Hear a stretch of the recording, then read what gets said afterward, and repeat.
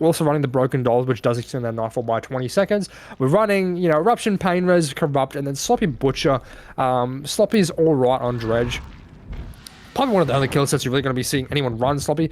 We do see multiple Killer Instincts here, but we're trying not to just teleport down, but we know that there's someone approaching this window here on the second floor.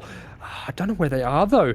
I think Fizzes might be lost, but we do find it. It's Quentin, who's our spread best player. We are going to be seeing them pre-dropping that path there. Maybe a bit of an early TP from Fizz, but we do see the early TP from Fizz. A bit of an awkward timing, though. It does give Quentin a bit of an opportunity to vault the power, but no, we don't unfortunately get that tag, and Quentin will be vaulting the power at that time, and also vaulting back as well. A good chase from Quentin so far, but maybe a little bit more patience here from Fizz on this teleport, but no, that just allows Quentin to jiggy away from the part here, but I think he'll be getting tagged anyway. He doesn't quite make the part or the window in time, as we do finally get this tag, especially if he does vault there, and we do get that first tag there. I'm curious to see if Fizz maybe leaves, tries to spread a bit of pressure, but we're just going to be teleporting downstairs. I don't know if Quentin heard that. He did hear that, so it's going to be doubling back up towards top side of the mid-witch here, but not a bad decision at all from Quentin, as from Fizz, sorry, as that teleport did sort of zone him away from that gold pad, but we see multiple gens just in progress. A bit of a cracker's throw there from Quentin as he just try and go drop down here, but he staggers himself, and this will be the first down coming through from Fizz here just as Nightfall ends. So all things considered, not a terrible start, not a bad start at all.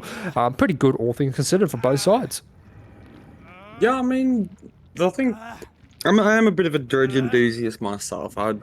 These sets aren't completely infamous to me. Midwich is like pretty bread and butter as well for myself personally. I can understand the you know, the flaws in it, how it can get a bit, you know, confusing, but yeah, once you get the hang of it, I think it's pretty quite a simple map. It's not too hard to comprehend, and the gen pressure from our survivor is actually quite nice. I'd like to see that, but yeah, I mean, you said it was a pretty good side on both sides. I think I would agree with that statement as well. I think it may just lean a tiny bit more in Fogbound's favor because, you know, you kind of want a down in Nightfall, and that down came as we were, you know, exiting the Nightfall, which is, you know, not the best thing, but, you know, I think if Fizz is able to maintain some sort of, you know, pressure here, which we are, we're actually able to get a nice tag, and we're going to probably just TP back to the hook after we don't kick the gen. I don't even know if that gen was kickable, but we're walking back, Puller.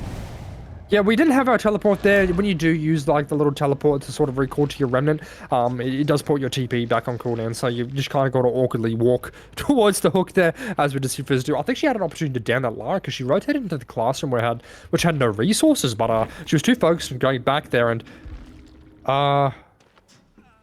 okay. I don't know what that was about, but whatever. We're back on the chase now as we do teleport up to our Quentin here. We're just trying to go for another tunnel out onto Quentin. We're going to be seeing a gen pop in the background while Fizz goes for this tunnel out here, but with a bit of a well-placed remnant now that the pallet is down, we just got to play a bit of patience. We get the TP back and a quick little down there, and that's the type of chase you want to see if you dredge there, right? A nice little even down there, but we also see an active generator right behind Fizz. I'm not too sure if she's aware of it or not. If she's aware of it, she could get a hook on top of the active gen, but no, she's not aware of that gen's progress, so she's going to instead be opting to take the hook by the bathroom here, which isn't terrible at all because it does leave Quentin in a vulnerable position when he does get unhooked, but she also doesn't teleport to that active generator. It's such a shame, which means we are going to be seeing a third gen pop here. We're going to be down to 2 gens with Quentin on death hook, but we do see a reset coming through in the background there, but Nightfall is active now. Not a lot of people know this, but when Dredge received its first sort of buffs that it got, it did have partially Malthinker Skull base kit, so when you do have multiple people injured, you are going to be getting that Nightfall faster, even if you don't have Malthinker Skull. It was made partially base kit, so having that injury on the board there was a huge boon for Fizz, as it did allow her Nightfall to get back faster, and I dare say she might be cutting off someone now, trying to see if anyone's going for the same, but we don't see anyone nearby. I'm curious to see if she goes for a teleport into a nearby upstairs locker to see if she gets some Killer Instinct, but no, she's just holding her remnant a little bit, trying to find someone here, and we do find Ace, I believe that is, trying to go for the save here, but she's in a bit of an awkward situation. She does get the tag through the mini mob. This is going to force Ace to go for a little bit of a trade here as she vaults over that part. We do see the pull onto Quentin, as I think he's just going to have to haul ass upstairs, but no, we're going to be taking the chase to Ace instead. I think Fizz wants to go for a teleport upstairs and try and cut off Quentin, and we do see the cut off happening right here as we continue the chase onto Quentin. Another gen being done in the background there as the chase is being run into the actives here. We might be seeing potentially Adam go for a hit take down. We do see the hit take coming through for Adam to try and get Quentin to live just a little bit longer as he rotates back down to the bottom of the map here. I can't talk. I'm a stuttering mess, but that's okay because we are going to be rotating down to where the gold part is in the nursery. And oh no, this isn't nursery. This is somewhere else entirely. That's going to keep continuing this chase. But Quinn has kind of two not great paths to work with here. If Fizz is good with their remnant here, she should be able to get a quick down onto Quentin there, as well as having multiple people on the board there. We should have put our remnant a little bit closer to the door there, but an early TP, we should be able to get that tag before we're able to make another resist. But no, we are going to be able to make this part here. But this part is very weak here, and Quentin does greet it, and I think he might just be able to get down through the part. And a nice tag from Fizz. That will be the death of two, but we have two gens. Decently high progress there, and it's going to come down to the wire for Fizz here. We have multiple inches on the board, so we could go for a little bit of a slugfest. We also have a couple painters still on the board, so we're able to get some quick downs. That would be a great boon for our dredge player here, but it is looking like troubles for CatJam. Yeah, a little bit of dramas on the side of CatJam, to be honest, because sorry, on the side of Fogbound, I would argue two blokes injured. Not kind of ideal in the 3v1 versus the dredge at 2, and we're straight onto fishless as well. So I'm hoping there's a gen in the background somewhere ready to go, and we get a reset onto the break. Oh, these jets are really tight. Really nice win there from fishless too. Actually, Fizz actually getting outplayed a little bit. Smash it as well. Really nice. Like, unzoned himself all the way, or he or she self all the way to the top side of this map, and problems, Bula. Yeah, not looking good for CatJam here as we're taking the chase onto Adam. The gen in the background is being doubled. If it's Eruption, that'd be a huge boon, but it's not Eruption. We see the final gen popping here, and Fizz, unfortunately, not able to get too many stages on the board before this final hook down. I think we just got to face camp Adam and go with the 6-2 as Nightfall has triggered due to field recorder, and unfortunately, yeah, she just wasn't patient enough. Oh, we got the bug because we switched to dredges. We were getting the hook. That's a bit of a shame. So we're just gonna have to pretend the dredge is somewhere nearby. We do hear the locker banging nearby, so Biz is aware that Ace and Lara are resetting nearby, and we do catch out the reset. And we might be able to go for a bit of a slug. If we get the tag onto Lara, that forces her away. If we get it down onto Ace and then just find Lara again, we could get a 4K0 if we're able to capitalize on this momentum we're building. Ace is in a bit of a shit spot too, but we're going for a little bit of a locker hop just to try and force the locker there, trying to get the pull there. But we still got a good bit of Nightfall left, and Lara's still injured, so this is actually big for Fizz. We get another fresh hook. If we're able to find Lara down the side of the map here, we don't have many great lockers to work with, but we do go for a successful cutoff here, and we do got a nice little cutoff, but we're going to be going for hopefully the Lara, but I think the Lara just went for the double back down here, and Fizz needs to teleport with a little bit of Nightfall left and try and find out where she's going, and we do find her. She's going for the unhook here, and we do get a successful cutoff, which is great for Fizz, but we don't know where the dredge is. We're hesitating a little bit. Oh dear, Lara, we've got to be a bit more attention, and we see Adam on another door. We got a bit of Nightfall left, and we're able to teleport around, but no, we're going for the hook, and I think Adam's just going to run for the hills here, getting that out with a 10-stage result from Biz. A very nice comeback from Biz. It was looking like a 6-2, but we're able to make it a 10-4, which is great for CatJam. The reset catch in the end was like the key part there, and yeah, didn't even really need to like that. Yeah, that probably could have been a 4K, honestly, with a bit more sharper mechanics. But what a crazy comeback. That was kind of good for CatJam, to be honest, because getting like excuse myself, one fresh stage out the door is not it's not unheard of. It's not it's gonna be tough. But like you said, they're pretty prolific. I'm expecting beautiful things. I don't want to use the word shocked. I would be very taken back if this was a very, very commanding result on the side of our Fogbound killer. I'm not too sure it is. I'm going to guess and say Lemon just because he's the only one that I actually know jams a lot of killers. He's actually quite good at killer too. Unless they have a one-trick dredge just popped up on the side Ghosty somewhere. was up. Ghosty was up? I mean, I'm not too familiar with Ghosty was up. I'm not... too into his game. He's a console player, I believe, if I'm not mistaken. This is Epic. No, that's Epic. That is Epic. Has a hyphen in his name on PC. Just wanted to point that out. Yeah, he is an Epic Games enjoyer. Or maybe Windows Store or something, I don't know. Could have been one of the gamers that came in when DBD, it had that like free weekend when it went to Epic, where a bunch of, people just got DVD for free if they just played on Epic. So, we do find Leggy straight off the bat here. Very quick find as well for the side of Fogbound, which is huge. But Leggy going to be using his sprint burst to the best visibility, unless it was live. But Ghosty, I think this is on the track of someone else's. Might be Mayo, and Mayo, you can't be here, mate. This is a really bad place to be, but she plays it really well. Unfortunately, a bit of hesitation there, but we find the tag onto the table. This is going to allow May to just rotate away from this, what should have been a death trap, and just rotate all the way down to a much safer part here. I think we have the drop down here at the window, but no, we're just going to be able to rotate all the way down here. And I'm dead set from May. We're just going to be seeing her going from god part to god part, trying to make this first chase take as long as humanly possible. Worth noting as well, mate, I just realized as well, I don't know why this keeps happening. No, we don't have any field recorder. I've just realized there's no field recorder. Yeah, so there's no Nightfall at the start. We have instead Mouthing Skull and Broken Doll, which is what I would use when field recorder was bad. That's a bit of a blunder from Mayonnaise, which is a shame to see, but we're just going to be getting that Sloppy Bush attack, and I think we're just leaving.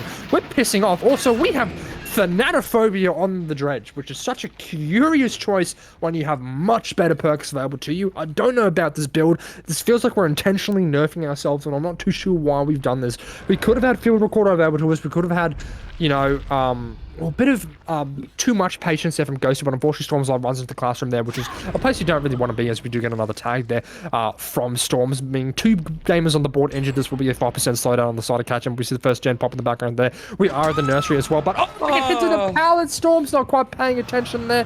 A bit of an ape swing there from Ghosty will mean Stormslight going down, but we have the first down with 2 gens popping in the background, and we're going to be going into the basement. This is not the type of down you want to see. A couple of blunders on the side of CatJam, which is a shame to see, but first Nightfall coming in through very shortly there. Leggy, whoever was injured there, I think that was May in the background getting reset, which is great to see, but we see Nightfall slowly approaching. We find Leggy working this classroom chemistry lab generator here, but we're going to be continuing the chase up to him as Nightfall does come through, and I think we're going to need someone in that basement to get Storms off the hook ASAP while we take this chase onto Leggy, but we need to try and get that pull when the Dredge has used his TP, either to zone Leggy away from a tile or to just try and leave, but he is going to be rotating around this time where he's just going to force Dredge to use his TP, and if Leggy's able to bait out this TP, that will give CatJam ample opportunity to go for a save here. So now this is where you want to get that pop up with Nightfall coming up. We need to sort of just stick to our guns here. We'll go for a bit of a monkey swing once again. We're going to be getting that stun, allowing Leggy to get his smash hit value, rotating all the way up to the top here, and Ghosties are going to be committing, but we see the Arnold coming through onto the basement here. As we teleport to the basement, we need to be teleporting to the lockers at the top of the basement, at the bottom of the basement, allowing Storms to gain pallet control of this nursery part once more, but we have Fizz fighting with her again here, just allowing her to take a hit take here, but we're just going to be throwing that power, buying a ton of time, and this is the type of teamwork coordination we want to see from CatJam as we continue the chase of the Storms and Fizz, and it's not looking good for Ghosty, is it, Jams? I mean, I didn't even know those bloody... We just sent that, and bro didn't even recognize that we just sent that. Yeah, that's distance. That's like 4 blinks worth of distance on the bro right there. Oh my, she is gone. One thing I wanted to say, I don't even remember the 2 gens popping for that first chase. Oh, Storms running into a bit of a wall there, but yeah, I mean, no field recorder. I don't hate the build. I don't love it. You know, it's... I'll be honest, I'm a hater. Yeah, I mean, I can understand that, because this is sort of like, this build would catch your pub Andes off, maybe, for sure. I could see that. Team like CatJam, though, you know, I just don't think you're gonna get any value from this build. And not when Fizz is playing like that as well. Oh my goodness, he's actually so cool. I honestly wish I could have the liberty one day of being able to sit in a CatJam VC and watching them play. I'd really love to hear and see the comms and just overall everything. Oh, so beautiful pathing from Fizz. Right back around the wall to the pallet too. This is textbook, ladies and gentlemen. This is what I want to see from everyone who picks this set. This is what you do. And she's gonna... Clap your fucking hands right now. This is beautiful. This is expertise. This is... I want to cry. I want to cry.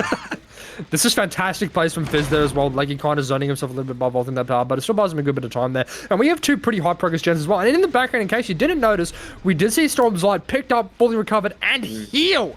That Autophobia doing nothing for Ghosty here, and if he had Painters, it would have been a huge boon, and he's just allowed Leggy to just rotate away, and he's sort of forced you to go back and kick this gen. You got to kick the gen, buddy. You got Eruption and Call of Brine, but we're not kicking the gen, we're instead teleporting away, and I don't know what we're doing.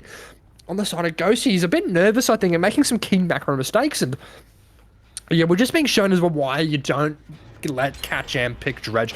Fizz showing how good and confident she is in her chase, and just doing a fantastic job there with this spacing, with her pathing, with her timing and her volts, with her usage of her exhaustion, her sprint burst, and she's just not the lady you want to be chasing. And another sprint burst coming in from Viz, allowing her to rotate all the way over to Clock Tower here, and she's going to build herself a nice little comfy house here. A stun from Viz there onto Ghost, who was up here. She's going to hold the checker here, but forcing Ghost to break this part here does mean she'll be able to rotate away from the Clock Tower for free and go to a much stronger part here. And this is not the lady you want to be chasing here, as she is going to have a lot of resources available to her, but she doesn't have the drop part available, and she's going to have to try and rotate this part, but she will be getting tagged here, which is unfortunate to see as we see the Nightfall coming through here. As we see two people injured on the board, we have Leggy and Biz injured on the board. We see Caller Brian giving us a notification that that gen that Biz just ran through is being worked by someone who isn't, I dare say, it is Storm's Light being banned out once again, and a third tag coming through. Thanatophobia actually seeing some use, but it's not really going to be good until we get a tag onto Maya, as that's when it comes to full screen, because at the moment, it's only like, what, 6% slowdown, and then you only get that 22% when you get all the fourth injury, so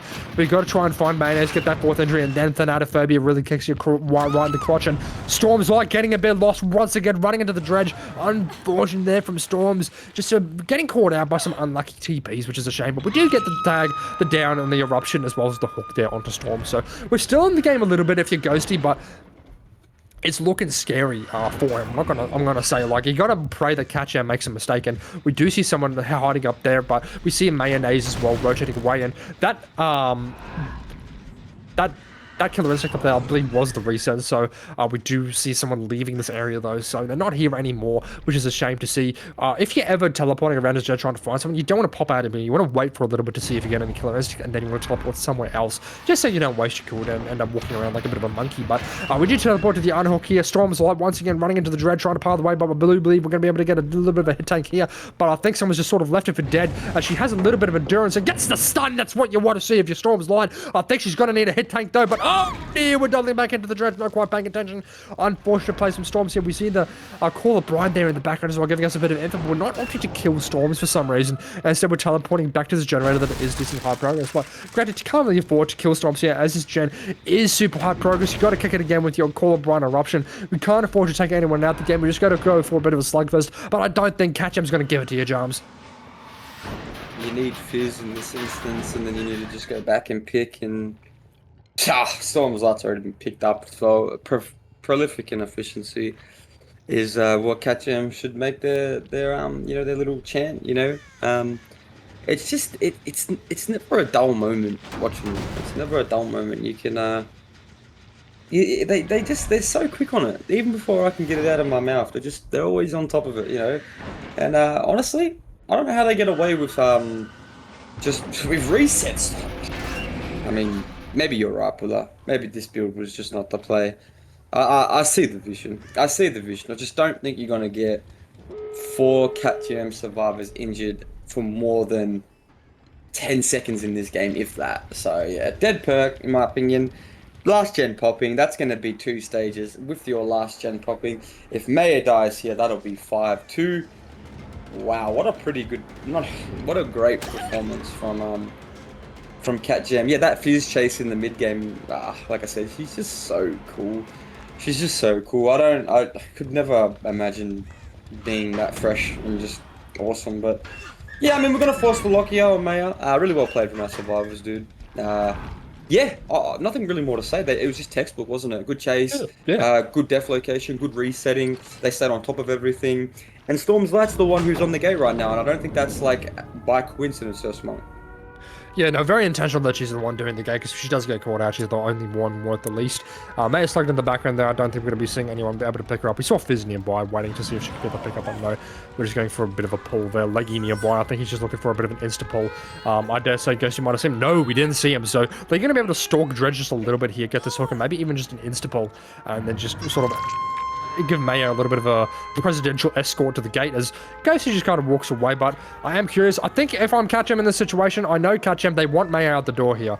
So they're going to be playing to get Maya out. And I know Fizz especially is going to want to be playing for Fizz to get Maya out, because no woman left behind for Fizz, as she is trying to bait Dredge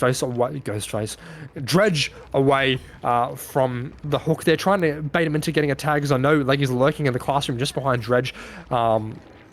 If we just take a little bit of a double step, and we do see, yeah, we see Leggy here, and if he's able to just squeeze past the Dredge as well, as Storm's just wait, we get the tag onto Fizz, this is Leggy's time to get the pull onto Maya, and I think both gates are open as well, so we're just going to be seeing, like I said, a presidential escort of Mayonnaise out the door, a 3-stage, oh dear, there's no door there, buddy, 3 stages, 2 fresh result for Fogbound there versus CatJam's 10-stage. Very, very well played from CatJam, round of applause there, and honestly, 4-stage killer, 3-stage killer, but I think you're sort of undervaluing how good a Singularity player can be in terms of his chase. And there's also a macro player, you know. I saw Paradox. He's probably sitting there and chat, rubbing his greasy little mitts together for a Singularity set.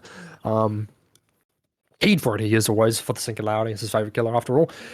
This is I'm keen for the animatronic set for Carter Kids versus Anomaly. I'm keen to see how they perform because, again, a killer that I'm very passionate about too. But we're loading into the Singularity set, and who do you think is going to be taking home here, Jams? You're banking on CatJam, or you think Fogbound might be able to take a set off? I like your little take on like they got it picked against them last week and now they're enjoying it. Maybe that's what they need. Maybe that's all they need. Like you said about that animatronics, yeah, Shy Cosmos, another female in the community as well. Just want to point that out as well while you said that. But yeah, I'm expecting great things from Fishless. I really am. Only on the pretense that last game during the Dredge set, or during his Survivor performance on Dredge, he was putting on a performance, big fella. He was a raging bull, as the boys would say. And I think the part about that you got to understand with Suffocation 2 for the chat is it's like you said, it's by design. True, the map is big. Singularity's kit it's a pretty unique kit you've got, and it's something that you can really. I mean, look at Paradox, for example. It's a very extreme example, but the lengths you can go, the ceiling for being on Singularity is pretty intense. It goes pretty high, pretty macro heavy. And, you know, you can honestly blame him for this being the reason for this being the map for Singularity now, honestly, genuinely. But look at these fillers, Bula! Oh my goodness! Gaffy, you gotta pre-drop it, mate. You can't be greeting it like that. Oh dear, you gotta remember. I was gonna call attention to the build here on the Singularity as well. We do have Rapid Brutality there. It does work very well in conjunction, as we just saw. Tippity 2-tap down to Gaffy. Maybe she just didn't do a bit of warm-up games before these sets, but when the Singularity is an overclock, he is naturally 3% faster. It doesn't show as a haste status effect, but he is 3% faster during overclock. So with Rapid Brutality, we do get the TP onto him. We're going to be moving 8% faster. So we do find Tree as well over by the Shaki, and I guess we might be seeing a pre-drop there, but no, we should be getting the pre-drop. We don't quite make it. Good spacing from Tree there. Fantastic work. We're forced to kick the power without our overclock too, so we are just going to be rotating back down to sort of camp out Gaffy. Good work on Tree there, avoiding that tag by pre-throwing the Shack. And yeah, problems are all ready for CatJam there, but we've got to try and get Gaffy off the hook and over to main building there, as the gen progress is looking pretty bad because we've got next to the active as well, so it's looking problems already for CJ. But Fish is doing a great job with his mechanics for Singularity. He's clearly put a lot of effort into it, as we go for a reinfect onto Mercy Death there. A bit of a steal there from Tree in the background. We do get the TP onto Tree there, unfortunately not able to get anything there, but we got to pre-throw that rock, and yes we do. We get the pre-throw coming through there, and that's what you got to do against Singularity is overclock, because we can't allow him to swing through that. We've got to get a pre-throw here too. Fantastic work. Forces him to break the power there by teleporting on top of it. And this is why he's on this map, right? Like, look how quickly he's just shredding through all these paths. It's like Demogorgon, but on steroids, because you can kind of just walk at you too. This will be a tag on a Tree before she's able to make it to the window, which is really unfortunate. But the main building is kind of where you want to take the Singularity to. But ideally, she rotates away from this active generator into another tile. But we've lost Tree just a little bit here, allowed her to rotate away, as we don't know where she is. But we find Purchase onto her here, sort of at the edge there. And we are just going to be, again, pre-throwing it and dying corner. I dare say, great work from Tree. They're dying by the Z-wall there. A fantastic place to say. And a bit of a miss swing there from Visuals. She just plays the Z-wall a little bit too, buying her team just a few more precious seconds of time, and that'll be the down onto Tree. And honestly, great work from her, avoiding the tunnel out onto Gaffy and drawing aggro away from the active gens, allowing one to pop. Fantastic work from CJ Survivors. 96%. Tree is a fish, apparently, Bula. Confirmed? I think so. Confirmed.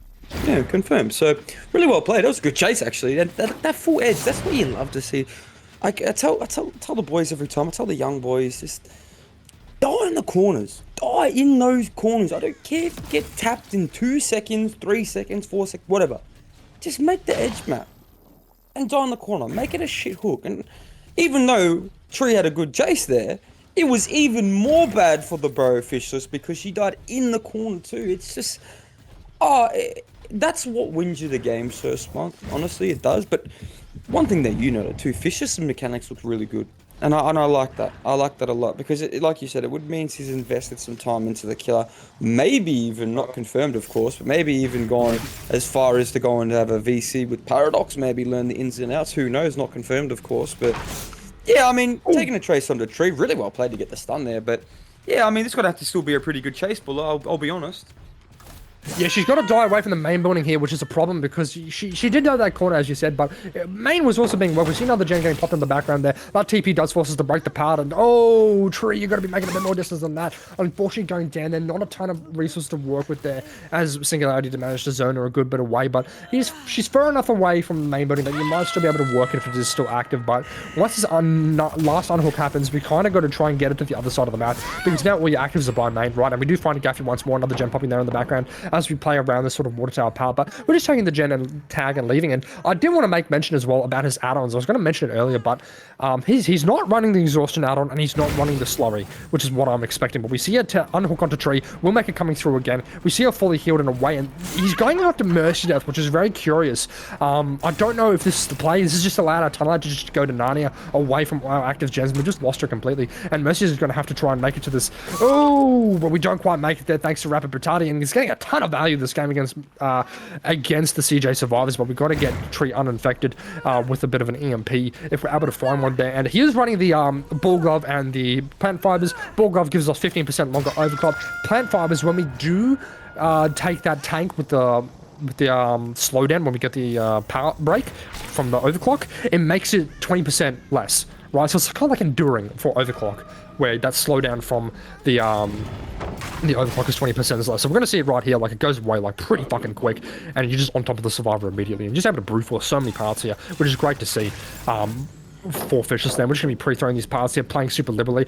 He didn't kick that part, allowing Gaff to sort of play around it a bit more, but that overclock's going to allow us to kick that gem. We're just going to be leaving, unfortunately, just finding another tag into Fizz. And CatJam, you got to find EMPs. Like, we're doing gens, but we got to get the EMPs rolling. We got to get these uninfected clones happening. And Fizz going for a bit of a bait, but not quite happening there, as we are getting 3% faster down. Nice EP from Fishless. His mechanics are great on Singularity. This man is a demon from Fogbound here. My golly, gosh, he is tapped in the big muscles. He or she, I should say. But we're gonna swing through that. We actually tried to get the stun onto, or down onto Gaffic, and yeah, I mean, we're probably going to. There's nothing else for her to work with. We baked the Dead Hard. I forgot Dead Hard was on this set, actually. We looked straight up into the air, straight back down. Very interesting. Yeah, I mean, what do you think, Sir Smug? This is, I don't want to say shambles, but you're getting hooked mid. There's 2 mid-gens and 11. I mean, it looks like a 4K2, Buller. You can recover. CatJam, if there's one thing I know about them, they can recover in shit situations, you know? Like, when it comes down to brass tacks, they clutch up, they lock in. And, you know, looking at the build, we got Pop and Cob, not Pop Eruption, Pop and Cob. So we don't have to worry about Eruption or anything, we just gotta worry about making sure those gens don't regress with Call of Brine. And, I don't know what this noise is we're hearing, but,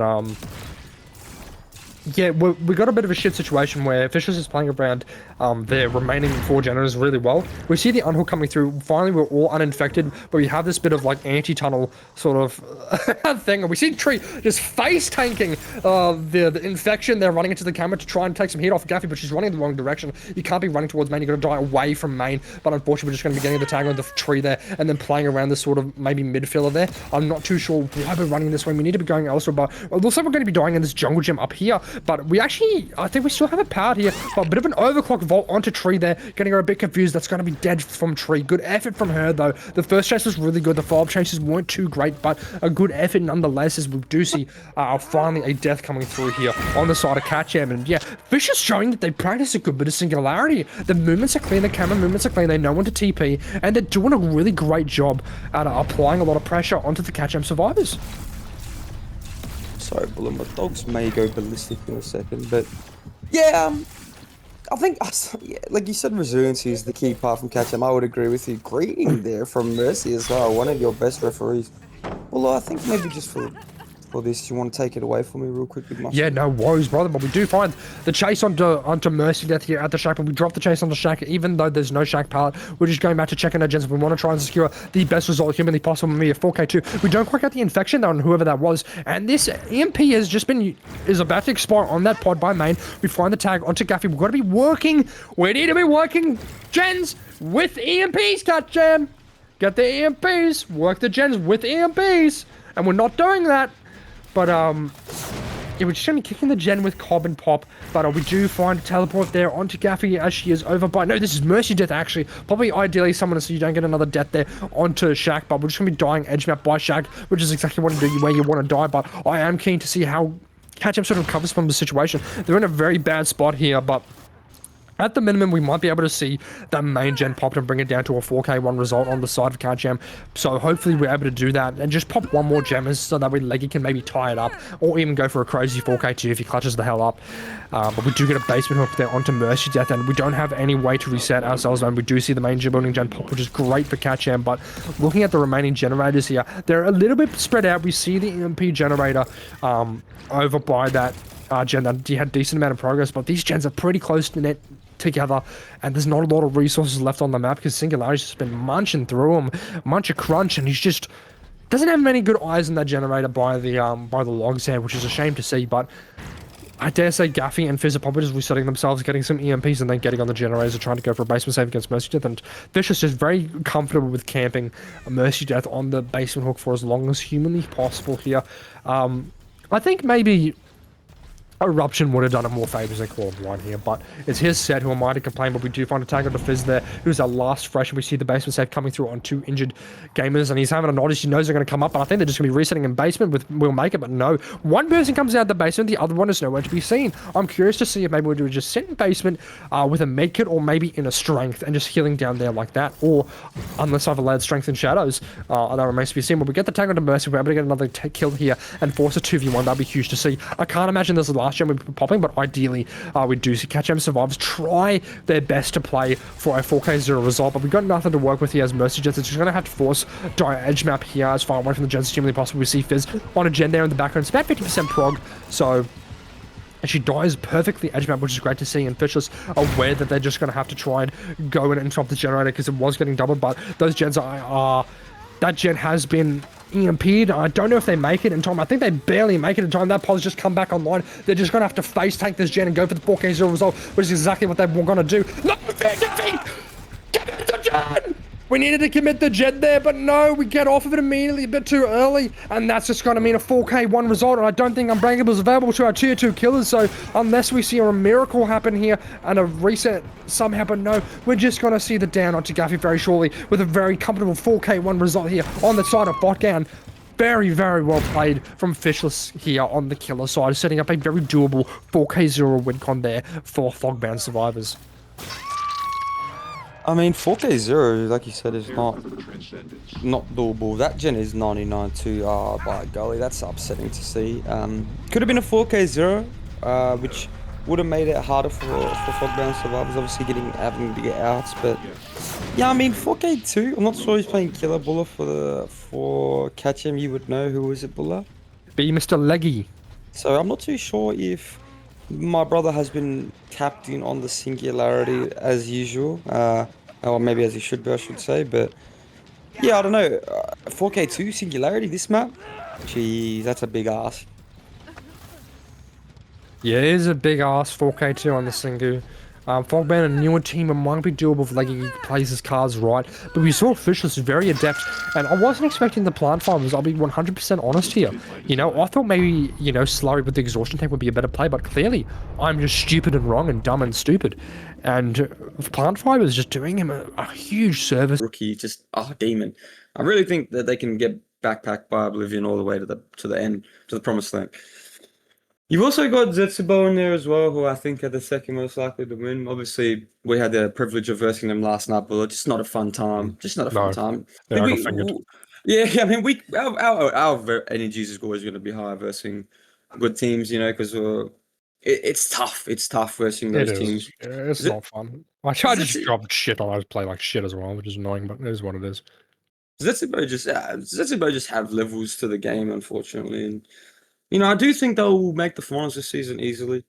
Unfortunately, they are undefeated, or I say unfortunately only on the fact that I'm a player on a different team. Fortunately for them, and fortunately for me being who I am on the event organizing side. But overall, you know, Gospel are the main ones that I think will go all the way this season. I do think they'll be really good, and you know, the finals will prove that, bro. I think it's worthy to note right here, right now, if you are tapped in. It will not be a rematch of last season in the grand finals, so it will be different.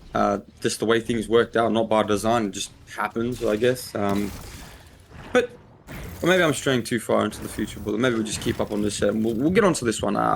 Leggy, good camera placements and pretty. I think you would call these ones are the social distancing ones, Bulla, the gents. Yeah, the gens is social distancing. They're a bit far apart there. We do find Fishes here at the jungle gym. Also looking at Leggy's add-ons, so I'm bringing the add-ons that I expect the exhaustion add-on, and then also the nutritional stuff. We got nice tag down to Fishless, Singularity Gamer, Addy MS Warlord there. This is the type of chase you want if you're Leggy getting that nice sort of tag, but we get a cheeky little oh, Fishless, buddy. No, you should know by playing Singularity. It's not what you want. Next to base from Shack Pallet gone. That being said, though, we do have pain rest. We obtain that pain rest nice and early. And if you're Leggy, you're going to be rubbing your greasy little hands together. Very happy with that type of result. We do find another tag onto Vish there, the Lara Croft. And also, we're trying to go for a TP onto her to try and build a little bit of momentum, as some might say.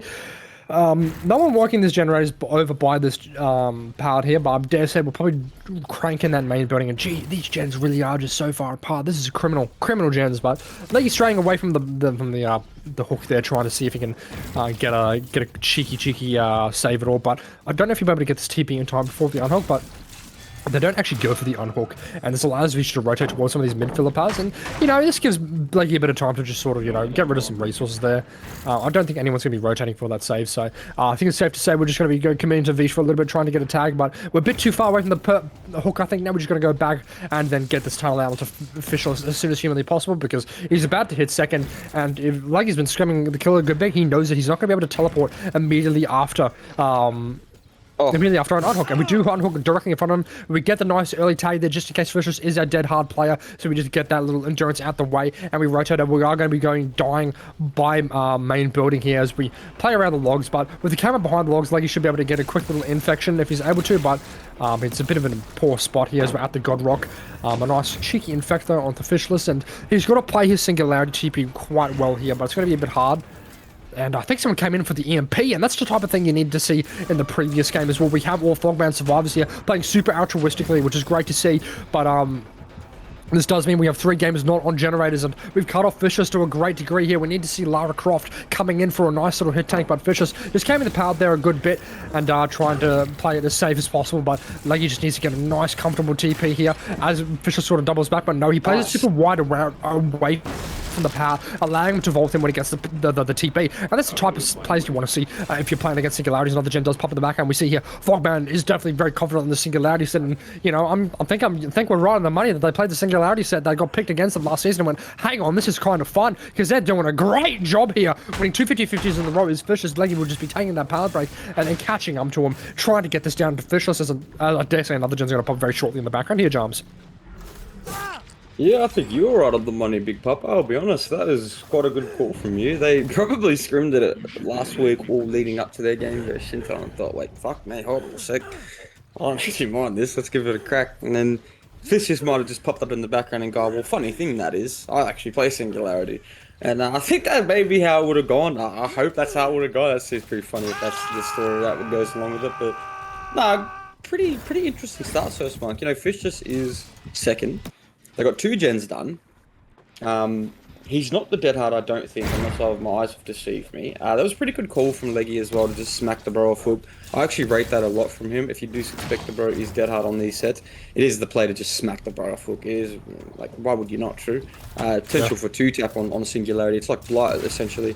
Really well played. I think that was that an EMP coming in from a fellow brethren, First Monk there? So, oh no, not the fat shame, Leggy. There's gonna be so many fat jokes in the chat as well, poor bugger. But yeah, nah, love Big Leggy. He's a good bloke, and I really do think that if he gets this tag onto Quinton right here, goes back to the team. Oh, don't be ridiculous!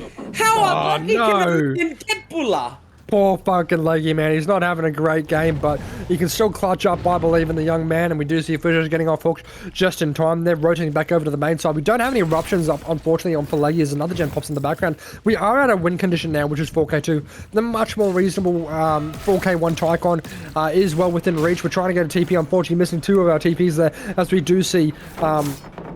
oh no, Lara, just Fogbound doing a great job here with their teamwork on the side of the survivors, and the champion of light assist as well from Lara. We still have as well the you bark at me, dog, as we have yeah, Fisher's doing a great job there at the part. This is just like the guy you don't want to chase too, because he's the sing player, so he knows what he's doing.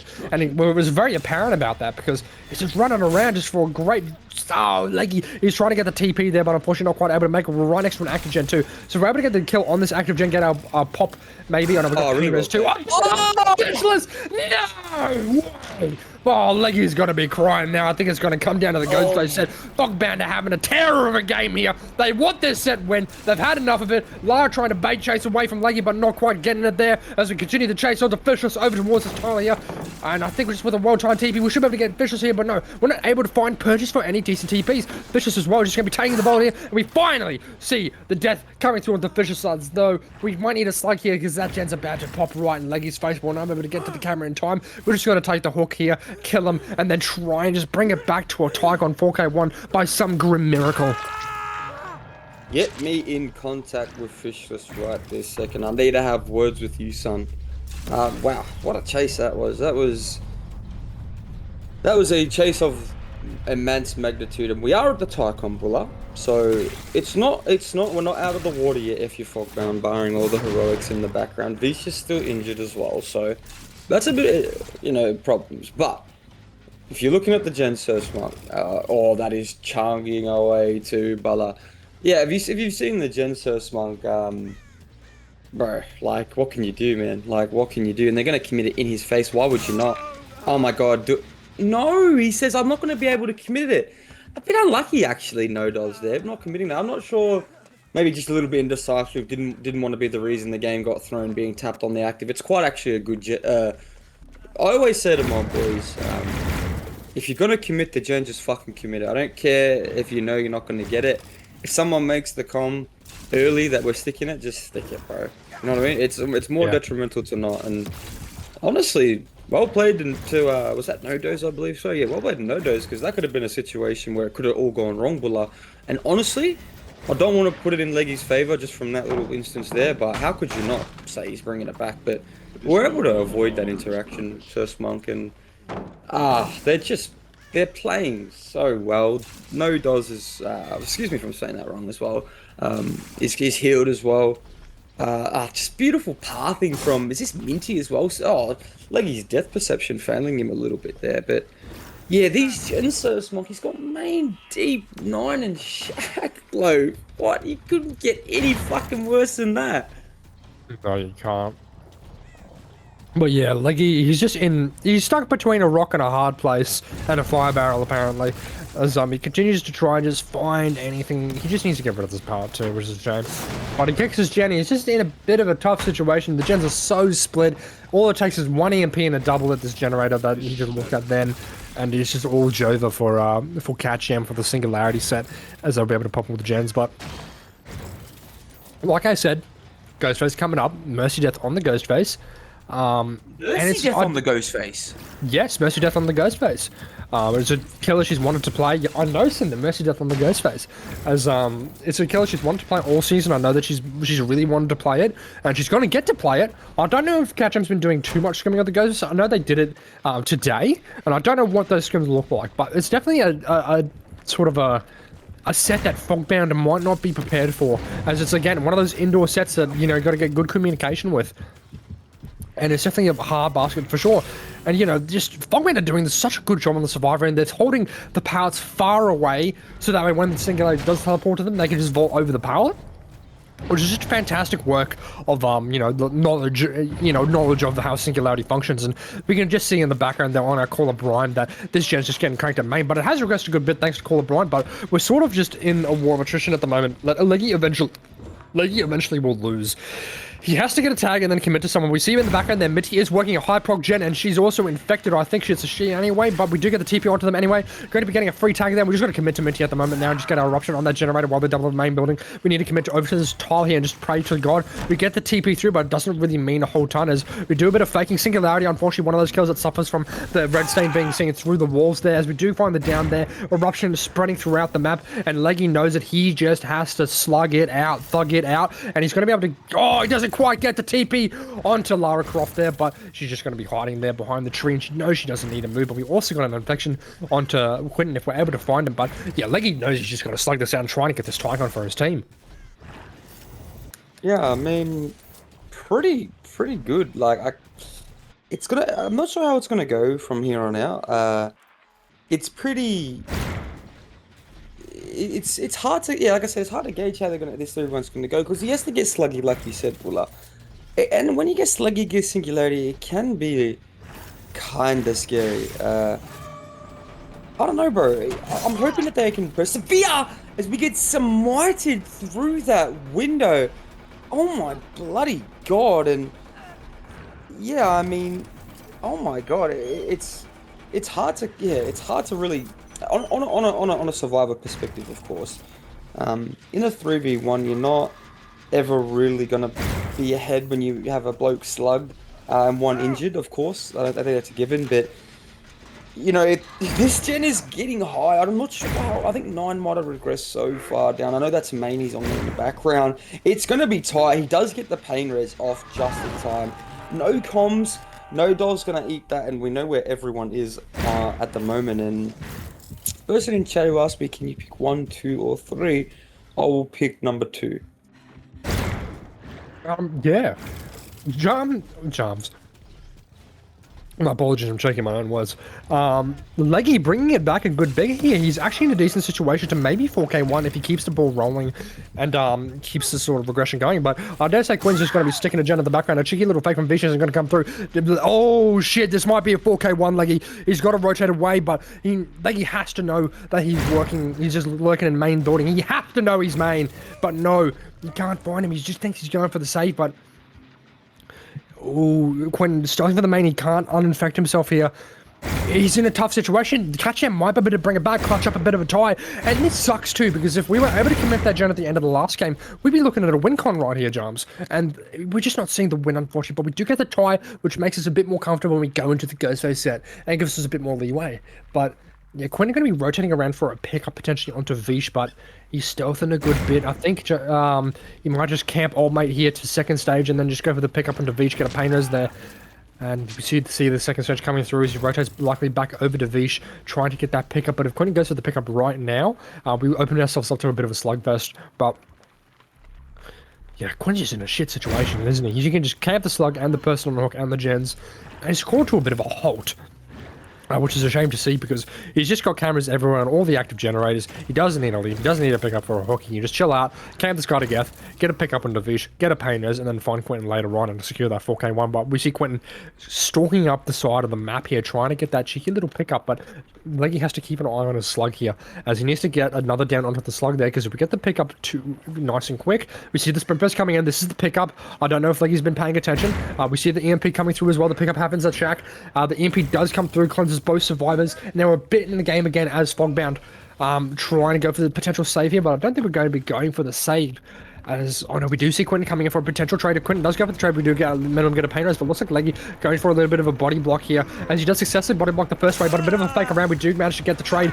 Quentin go for the trade, very nice there, but I dare say Leggy's just going to be taking the pain res onto the hook there, as we do see main slowly coming through there, but Vish doesn't stop it from aggressive. We're just going to start aggressing again when we do get that pain resonance. I dare say Leggy just going to be heading on back down, but we find Lara Croft there by the main building. This is easily a better chase to take than our original tunnel out, because, oh, what are we doing, Vish? We can't be doing this. We do get the slug now. Now we know exactly where Minty is, and I dare say she's going to be going right back for this pull, but no, oh, we do see her going for the pull, but I shouldn't be saying she. I don't know what their gender is. I'm so sorry, but we do see them going for the pull as Oh, but Leggy's caught them out. I think this has secured the 4K1 for him, Jams.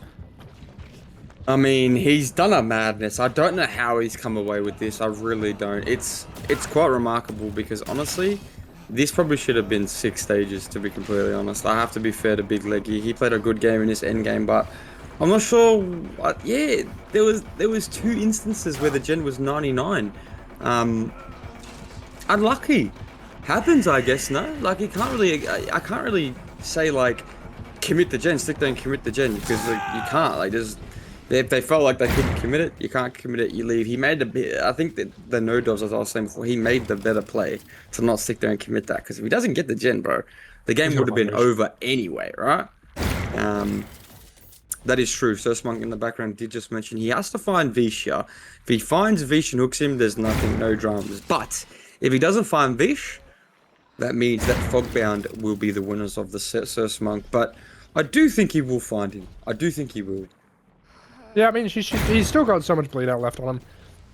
I think he's just seen him over there by the corner, maybe. No, he's a bit blind. I think he's going to the other corner, which he's going to now. Yeah. He's a left side. He's going over there now. He should be able to find Vish very shortly, but he's looking on the cameras for some reason. But he's right next to him by the Rocky, and he does find him, which is great to see. Finds Lara there on the floor, and just gotta go back and pick up Minty, put him in the basement, and call it a day. And yeah, big 4K1 from the big leg, tying it all up for us, and yeah, good clutch up from Big Ben. But it's a shame that we didn't get that 4K0 result on the side of CatJam Survivors, because we could have walked away with a big happy 2-0, but we do get to go to Ghostface with a bit of a cushion on that. We get to retry the Singularity set if we do bugger up the Ghostface set. So, but knowing CatJam, they're pretty confident on their indoor sets, so hopefully, you know, we don't see any blunders on the Ghostface set. But where is Old Man? He's just pissed off somewhere, okay. I don't know why he's done this, because he's Deathhawk. It doesn't matter if he bleeds out. So I guess we're just going to be playing the look for the slug game, and then just, you know, if he bleeds out, it doesn't matter. So it is what it is. Yeah, I mean, probably not aware that, yeah, like you said, that he doesn't mean anything. Just easy reminder, easy quick remember. If you're fresh hook, that matters, and you bleed out, that matters. If you're any other hook, doesn't matter if you bleed out. It's just all points awarded, all hooks awarded. If you're fresh, this is the only time like it's kind of like accepted, I guess, to crawl and hide like a cheeky little boy. But that's alright. No problems on the bro. Probably just unaware. Shout out to Minty though for loving the demo. I also love the demo, bro. But yeah, I mean, tough. Just a tough game from Leggy, and I mean tough in the instance of, you know, flexing your muscles tough, you know, like he had a shit start, ate the bros dead hard right up, and then kinda just came back and just said, fuck, I'll just look. Oh, look, he's wanna go Ghostface, all good. So like, we'll just play Ghostface out then. He probably wasn't planning on it. He probably was planning on getting on is it Clover Pit? Clover Pit, I think the bro's been jamming. I could be wrong, that could be something completely different, but yeah, no, they probably weren't anticipating the 2-0 around it to make it so that the reveal on the Survivor is literally impossible, which I still think, or I'm still pretty sure has not been fixed to this day. And people always say, just look center of your camera. Stop. Just stop. The reveal mechanic is broken. It's just how it is, right? And honestly, if Mercy Def knows that and knows how to play around that, you can't not say maybe 4K2s with that also being consideration of the fact that we've never seen this before. I only say 4K2 because I don't know what to expect. I don't. Inexperienced team on Ghostface set, even CatJam, like I haven't seen them play it for ages, and I mean the guy who's on killer right now, excuse me, I apologize, I don't Mercy dead. This is Mercy. She's just locked in. This is a quick down. We are seeing a body though. That's pretty good. So okay, so they have scrimmed it, Bulla. They have scrimmed it. Yeah, they scrimmed it a good, it seems, because we did get the hit take there, preventing the insta down there onto Nodos, but we're just going to be committing to Nodos for the duration of the mark. And looking at Mercedes loadout as well, we do have the cheap cologne, which does increase the duration of the mark there, as was the news. I think that's the newspaper clippings. I can't quite tell what that is. If I can get a ref to just let me know what add-on that is, so I can communicate what it is. But unfortunately, not making purchase there onto Nodos there. And I think at this point in time, if you're Mercedes, you just got to piss off and leave, or pretend to leave and then actually jump them. And we do see Ghosts pissing off there. But a bit silly that Gwen's trying trying to reveal him because you can't reveal Ghostface if you're marked, by the way. So we do find someone else here, as I dare say we find the injured Adam, which is exactly the type of person you want, and we see some good progress in these generators. We also have Sloppy Butcher on the Ghostface here as well, so a good perk to have on him, because if someone does take a hit tank, you do get a bit of a Sloppy Butcher. And we see another hit tank coming through, man. Fogbound are locked in. I love it. This feels like I'm watching a different team, to be honest. I'm not like a really nice stun there too. Very well done there from Mr. Adam. I think he was also had smash it, so he's gone into Narnia as well. So this is a very different team than what I'm used to seeing from Fogbound. I mean, they play like this, so I'll definitely give them an invite. Oh, I say we, I say I. We will give an invite back to OSL. This is beautiful. You know, this is amazing. This is what you want to see. Like, I love Fogbound, and I love them on the pretense of them being all respectable and lovely players and just nice people. But now they're starting to juice the what? Mercy, Def, you are not serious. By the way, Sir Small, why does this skin have like cat hands, Marlboro? Is that something that you know? Yeah, it's supposed to be claws, raven claws, because it's the Nevermore skin that was released from Ghostface 2v8 debut. So it comes with like a little like a raven knife, which is really cool, but Mercy isn't using it, and a little raven mask. So they're supposed to like emulate like bird claws, basically. So that's supposed to be the idea with the fit, and it looks like we're doing the exact thing we should be doing, and just immediately stealthing. Like, we don't have eyes on Ghostface. Okay, stealth near resources. Get off Jen, stealth near resources until we can find where he is. We're holding checkies, we're crouching, and this is great from Fogbound, and I'm hoping CatJam emulate this to the nth degree. I hope they emulate this, and Mercy that's doing a good job of just sort of playing very passively around the hook and just stalking around, just trying to see if she can find anyone off position, but we can't stealth forever, Fogbound. We got to eventually, you know, make a plan of action and get on these generators again. We can't just sit around doing bugger all. But we have Eruption on the side of Mercy as well, so but the game's kind of ground to a little bit of a halt, and we do have the call coming through here, and we've done a cheeky little pre-leave there, thankfully away from the active generators, but we're going to be applying Eruption to this generator here, as we're likely going to be rotating back over to Adam's Hook to try and secure a potential tunnel out. But ideally we do get a bit of stalk on Ace if we're able to, but we're just going to take the tag instead, which is equally as good, because, you know, a mark or an injury, you still got to bugger off the other side of the map, right? You can't be playing within the active gens with an injury on board, and it looks like Mercy will be taking the tunnel out here onto Adam, as looks like Lara Croft is getting a position nearby to try and help here. Oh, we get a cheeky stun here. That's going to be another smash here. That's unfortunate for Mercy there.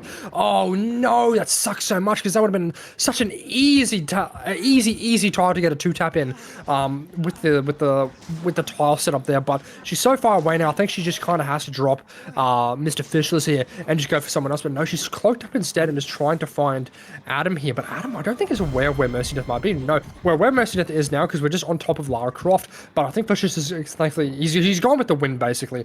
I think Mercy Death's just going to try and go for some fresh hooks here, trying to get those pain risk tokens going as she commits to a chase on Lara, maybe just trying to get a pallet out the way. But well, unfortunately, we don't make that swing, which is really a shame to see. But we're crouching around trying for some cheeky mind games, maybe trying to get a bit of stalker. But no, we do just vault the pallet back there, and another back vault from the pallet. But eventually, we are going to lose that there, as we can't just do that forever, right? And we do get the tag onto Lara, as we do commit to her here. We have pallet control out this. This isn't an alright pallet, though. This isn't a bad pallet by any stretch of the imagination, but if we get it down, we should be able to bloodlust this pretty easily, unless either Quentin or Ace is able to come in for a hit tank. But no, we can just chain it to this other pallet as well. And I think at this point in time, we just need to force a vault and then get a tag onto her. And this Lara's just winning every 50-50 known to man. But with a little bit of bloodlust here from Mercy, there should be a tag. Oh dear, no, we do miss that swing, though, and hit the chair, though. We go for a cheeky pallet vault as well. That's going to buy us even more space connected to this other pallet, but with a bit of BL2, we should get that down, and that's going to be Eruption coming through in play 2 for Mercy Death, as well as a Pain Rose on the board as well.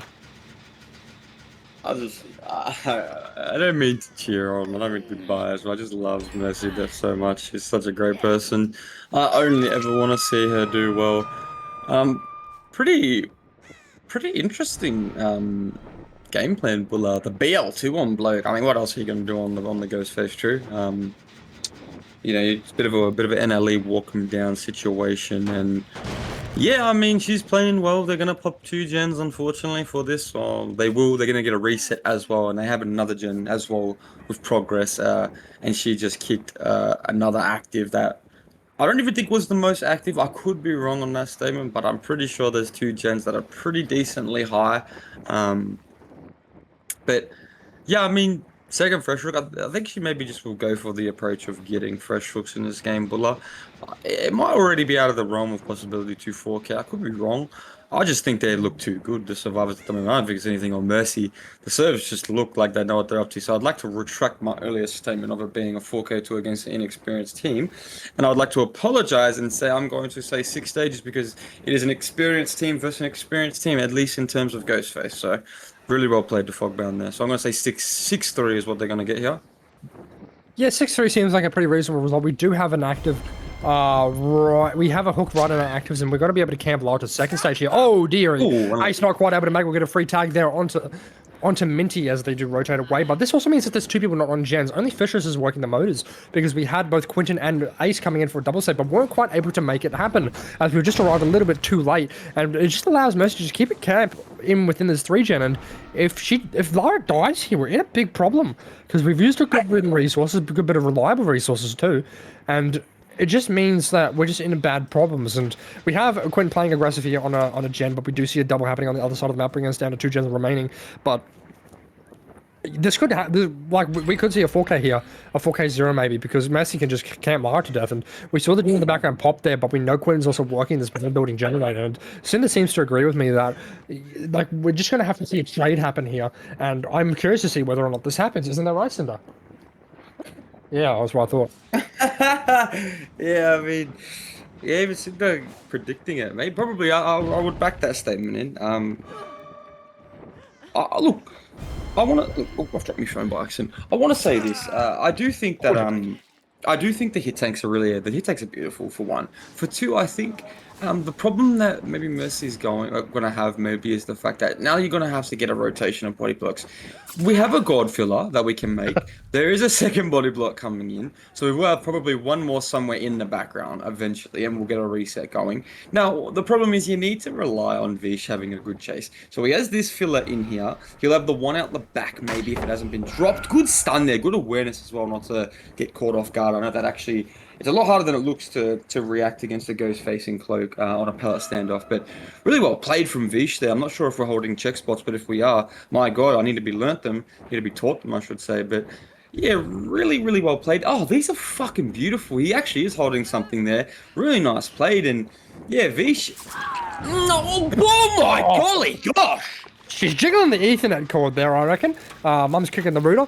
As we do find the kill onto Vish, and this will be a kill onto Vish, but we see two pretty active generators as well in the background there. Unfortunately, is this a pain res? This is a pain res as well on her death hook, as Lara wasn't hooked on a pain res initially, so this is actually great for Mercy Death. We have 2 gamers injured working in the active generators, so Fogbound basically need to get the fuck off the generators right now, and we also get a nice mark onto Ace. I don't think we meant to actually mark him fully there, but we do get the full mark anyway. But this is a good thing, because we don't have anyone available to take the hit tank, so this means Mercy Death, if she's able to catch up in time, if she's able to catch up in time, we'll be able to get that down onto either one of the injured survivors or the marked Ace Visconti. But yeah, she just got to catch up, unfortunately. I'm so sorry about my dog. What do you want, puppy?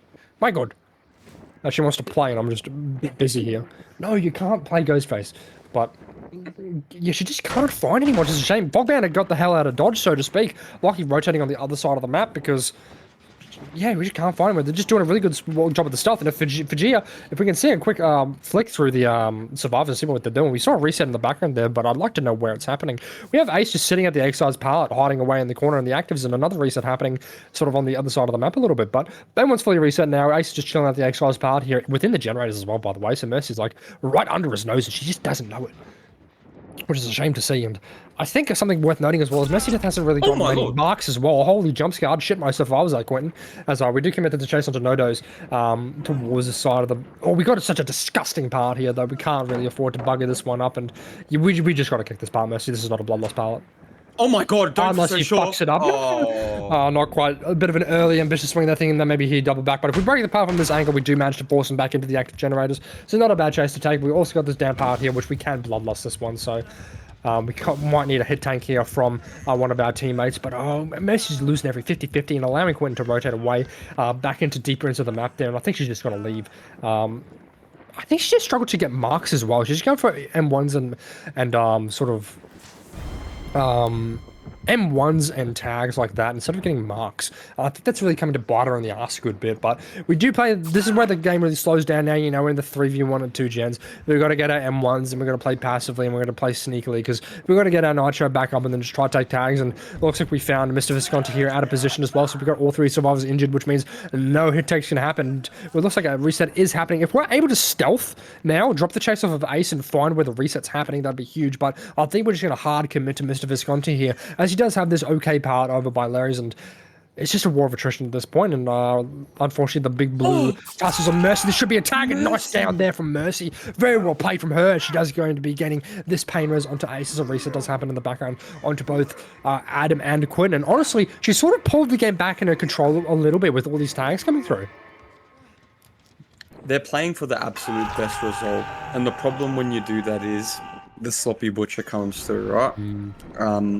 And that's why you usually see low stages when Ghostface don't bring sloppy in EU. And even when they bring sloppy, they still get low stage. They still struggle to get past like fucking 6 stages, right?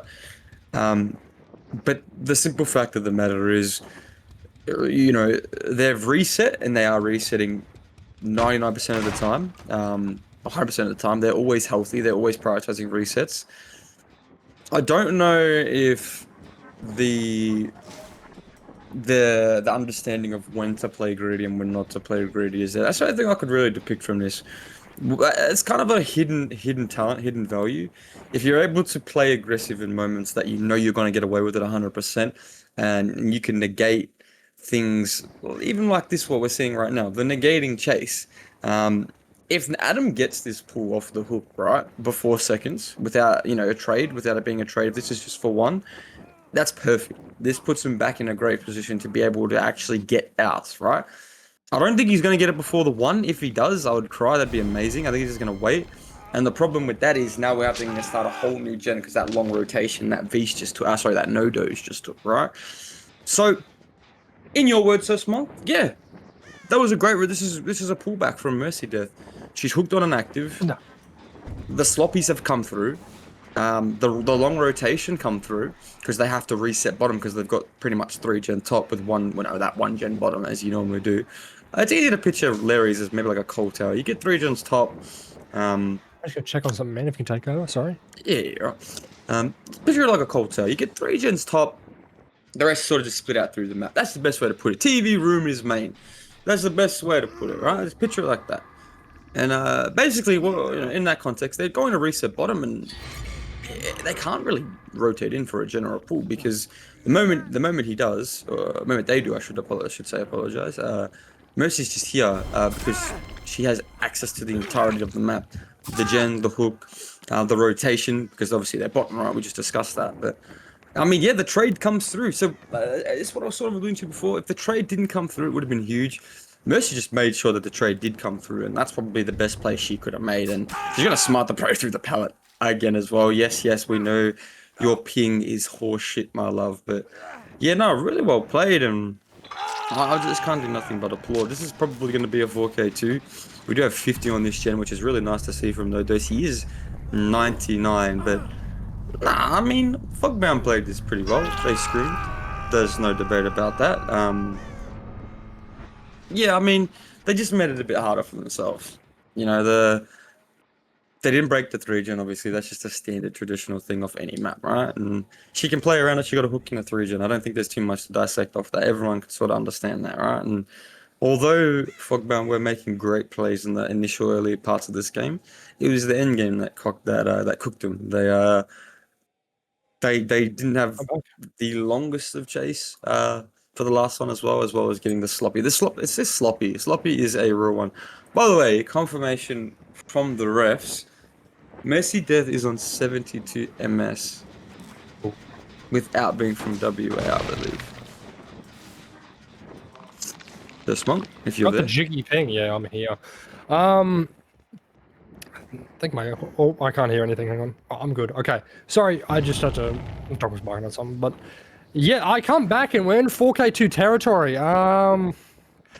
Got Quentin 99 marked. It's looking grim. We can get a mark here. We don't have drop leg knife sheath though, so it's going to be a bit hard to catch up on the old Ghostface without that add-on there. I think it's still available to Ghostface, so I'm not too certain why Mercy is running it. But ooh, we get the jiggy ping hit through the pallet. That's 72 ms coming in clutch there, and we fake the darling! dragging her nuts across his forehead. I think she was just faking the pickup. I'm not gonna lie, but That's what she'll tell everybody. we're gonna be able to get potentially. Oh no, we got tenacity. We got flip flop tenacity. She doesn't make it. Oh, she barely makes it. My God. And we do finally get the last hit, and she's very happy with this up here, securing a potential 4K2. We're gonna find Adam though. That's the problem, because Adam is just going to bomb this up by the looks of things. And bad thing about Larry's in comp is that you can't really solidify the hatch spawn, right? So the hatch could be fucking anywhere, so we might actually see a hatch out the stage unless we see a bit of a slugfest going on. But now that both the gamers are hooked, we can just afford to slug the people and then just call it a day there. We see them splitting up, one going top, one going bottom. And it looks like we're just going to be trying to follow them sort of tangentially through here. We find Quentin as well, but I think Quentin did catch a geezer at Mercy coming up on him, but he pre-drops his part, which is pretty good. He's been patient with it though, with the check. He's very good. But yeah, you're going to be continuing the chase into Quentin there. And she's very happy with herself getting that potential. Depending on how long the chase is, we could see a 4K1 there, but it looks like Mercy's lagging out a little bit, slowing it down. But hopefully that ping isn't getting too high as you do commit the chase onto Quentin there. But oh, he doesn't have any resources here. Oh, he does have this pallet, but yeah, your ping's not that bad, Mercy. But I see the vision though. But if this chase does happen for too long, we might see a 4K1 instead of a 4K2, because there was a gen that was decently high prog. But oh, we can't celebrate a bit too early. We still need to get the kills though. And I dare say, if we switch over to Adam, he'll be working a pretty high prog gen. Quentin still has like all these resources. Oh, and he doesn't have this part actually. Never mind. We got a bit of BL, but oh, not quite finding that swing there. Unfortunately, as we still have the BL, but we're just gonna be dropping Quentin, even though I'm pretty sure he just walked back into us to go back to our active generators. That Adam will no doubt be working, and we've got to stealth up a little bit, I reckon, and then just kind of creep up on him. But we're not using our stealth to the fullest potential. And Adam has a very high progress gen there in the middle, and Ghostface does manage to interrupt it, but I don't think she's able to kick it there, which is a shame. But I dare say Adam might be cooked here, because there's not really a lot he can work with unless his Exiles part is still active. It's been reset with any means necessary. Oh dear. So Mercy's just gonna have to pray that her ping is on her side. And it is on her side. Another hit of the Exiles pallet. My goodness, that is filthy, and that will be the death on the fishless. But I dare say we're gonna be a slugger, kick at the gen, and then he pops the gen. He pops the gen, but it's still a 4K1 on Ghostface, so all we got to do on Team CatJam is pop the gens. And I think that's a very doable thing, and Mercy's going for some interesting plays there by going upstairs. I think she was going to drop down the hole, but instead just drop back down to go grab Quentin, but we can't allow him to pick up the Mr. Adam at the Exiles part there, but I think that's exactly what's going to happen, as he's pretty close to being picked up here, as we just weren't able to pick him up. But we do see the pickup coming through, but now Adam will just have to play for his life here, as she does just run after him, try to just bloodlust him down, basically. But yeah, very much 4K1 in the back from Mercy. Very well played from her here, as she's just trying to just build some BL to try and get an easy hit. But Adam has his window open to him, so she needs to run it the way she is now to try and force to a different area. And all these passes she hasn't kicked have just been picked up with any means necessary. Now he's trying to go for a cheeky play here with Smash Hit. She knows he has Smash Hit too, so she's not going to play super zealous or anything on the part. So this is one of those parts where you can't. Oh, a bit of a fake with the enemy is necessary. Very well played there from Mr. Fishless, and a totem tech there won't find any purchase, as we do successfully get our 4K1. Congratulations to Mercy. Now all CatJam survivors need to do is pop all of the generators. Bit of a shame we didn't get that 4K2 result. I think if we had we can just Mori him now. We don't need to wait. There we go. No camera from Ghostface, though. A bit of budget cuts. We might be able to see that camera coming through. But good Mori from there from Mercy Death. And a good effort as well. Watching them verse Mark Killer, little Gohan ball in a different league. But that's all right. It was a trickster set on Dead Sands. We can kind of chalk that one up to being a little bit freaky. But if we go into more traditional sets, we do only have 2 offerings. Yeah, indoor set. Oh, I apologize. You are right. I don't know why my brain just faded on that. No, you are correct. I apologize. Lost my train of thought as well, to be completely bloody honest with you. Let's go. Look, all I'm going to say is, if it's a 4K0, it's kind of expected, because CatJam survivors are really good at the Ghostface and the indoor set, as we can see. That's a really good result for Messi. I wonder what result she was getting through the scrims throughout the week. Well, hopefully decent. I would imagine decent if she just pulled that out of her ass, to be Oh, honest. But um, it we've seems had a we've had a DC. quad DC. Maybe the map wasn't set. Do we have a double up on perks? I can't see. I think maybe just the map It was wasn't the set. ghost face that DC'd initially. I might have been a map set issue. Maybe. We'll have to get ref confirmation on what that was. I think it might have been a map set issue. So there might be a penalty applied towards Fogbound. I just need like confirmation from the refs when we're able to. Which, of course, if it is a penalty for Fogbound, all that'll mean is that CatJam only need to 4K1, which is obviously 30 times better for them, bro. So Yeah, we loaded into bad hair in preschool. You know, sorry, we did a bit of leaking of the season 5 balancing. I see, I see. So, I mean, just by ruling, of course, by common knowledge, that is 0.5. So, just for anyone that isn't aware of what like a wrong map or basically what a minor fault is, wrong map, maybe a double up on builds, maybe a double up on perks, maybe even Wrong map. it could be anything, right? As you just heard from Big Man in the background, wrong map, he says. So. You heard it. Bad Ham Preschool Season 5 balancing incoming for Ghostface. Thoughts on that, Sir Smug, stages wise? Yeah, I think maybe Ghostface should probably be getting maybe a 4K1 and a 4K2. It's a very favorable set for him, so we have decided not to give him any perks, just because we think it's a very strong map for him. So we're keen to see how that evolves though next season. It's going to be a tough set for survivors, I reckon. But moving on to this game here for Season 4, Mr. Ghostface, what's up? Not setting the right map. There'll be a 0.5 penalty, which does remove the Tycon, which means 4K1 is a win. So, bit of a kick in the nuts for Ghosty, because he can't tie the set no more. He can only get a 4K2 or bust.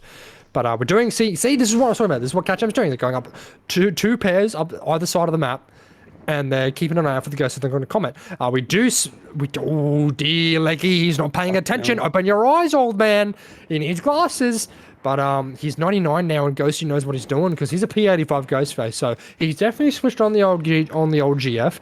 And having a look at his build, we have a different build here. We have Philly, which is when you lean while stalking with Ghostface, if it stalks 20% faster. We do catch someone out here with a successful snap out there, and that will be Mayo getting a cheeky little pre-drop. Ghosty breaking it from the wrong direction and going to be rotating all the way over. And yeah, also the part reset with the Olsen's wallet there as well. So going to be baiting a chase onto Mayo there and then rotating away.